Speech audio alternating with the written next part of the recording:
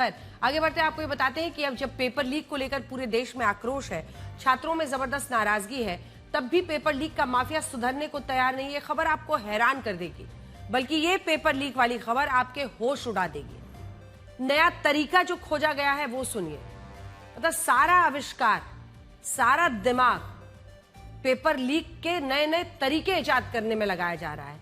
छत्तीसगढ़ में रायपुर के इंदिरा गांधी कृषि विश्वविद्यालय के बीएससी एग्रीकल्चर की परीक्षाओं में जो हुआ, उसने फिर से यह साबित कर दिया है कि पेपर लीक करने के लिए शातिर लोग किसी भी हद तक जा सकते हैं। आरोप है कि इस पेपर लीक के मास्टरमाइंड दुर्ग के भारतीय कृषि कॉलेज के प्रोफेसर योगेश सोन केसरिया हैं। अब इन्होंने किया क्या, वो सुनकर आप हैरान रह जाएंगे। ये पिछले करीब 1 साल से समझ लीजिए अपने कॉलेज के आंसर शीट जमा करने, क्वेश्चन पेपर लेने के लिए रायपुर कृषि विश्वविद्यालय आते थे, लेकिन नकल रोकने के तमाम दावों और सीलबंद सुरक्षा घेरे को तोड़ते हुए इस प्रोफेसर ने जो तरीका निकाला, उसने किसी शातिर क्रिमिनल की साजिश को भी मात दे दी। आरोप है कि प्रोफेसर ने क्वेश्चन पेपर के सीलबंद लिफाफे को ऊपर से फाड़ने का रिस्क उठाने के बजाय, क्योंकि सील बंद रहता है, फाड़ने में रिस्क है, पता चल जाएगा लीक हुआ है, उसने जानते क्या किया, एक सुई और नुकीले उपकरण से लिफाफे में बहुत छोटा सुराख किया ताकि लिफाफे से कोई छेड़छाड़ ना नजर आए।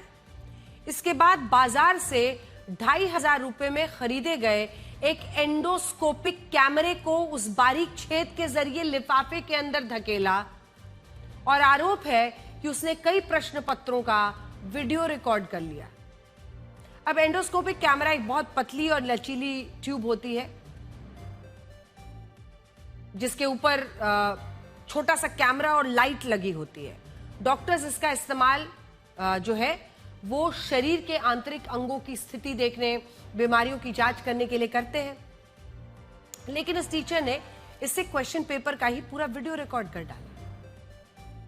जरा सोचिए, जिस शख्स के पास खुद क्वेश्चन पेपर की सुरक्षा की जिम्मेदारी थी, जो खुद यूनिवर्सिटी से सीलबंद पेपर लेकर आ रहा था, उसी ने पेपर लीक किया, और किया भी तो किस तरह का दिमाग लगाकर, क्या इजाद किया।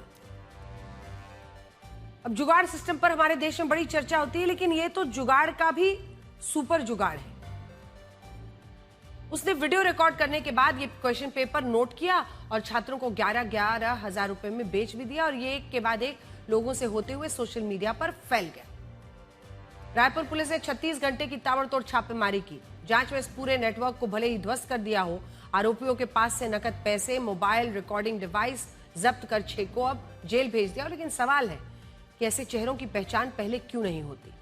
जब तक संस्थानों की कमान संभालने वालों की कड़ी स्क्रूटनी नहीं होगी, मतलब ऐसे आरोपी आप सोचिए, और ऐसे ऐसे इजाद किए गए तरीके, कागजों की आड़ में युवाओं का भविष्य जिनके साथ वो खिलवाड़ करते रहेंगे, भविष्य बेचते रहेंगे। और हम तो ये कहेंगे कि सुई और एंडोस्कोपिक कैमरे से शिक्षा तंत्र का सीना छलनी करने वाले इन चेहरों का बेनकाब होना ये बात बता रहा है कि वक्त आ गया है जब संस्थानों के अंदर बैठे ऐसे लोगों का सफाया किया जाए।